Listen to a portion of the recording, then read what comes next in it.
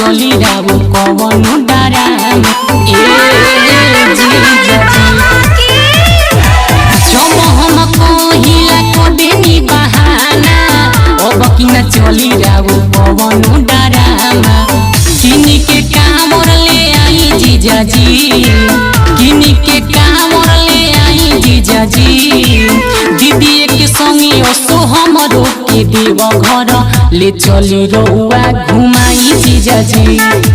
दीदी के संगी असो हमरो के देव घर ले चली रउआ घुमाई जीजाजी बड़े शंकर भगवान की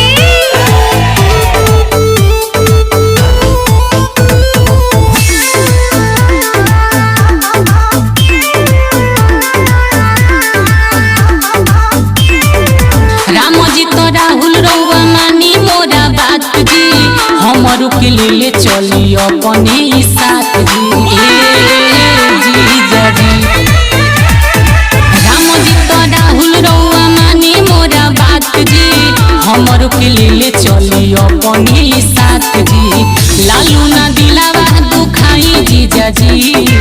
लालू ना दिलावा दुखाई जीजाजी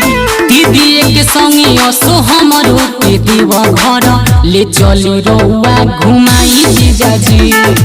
दीदी के संगी असो हमरो के देव घर ले चली रउआ घुमाई जीजाजी।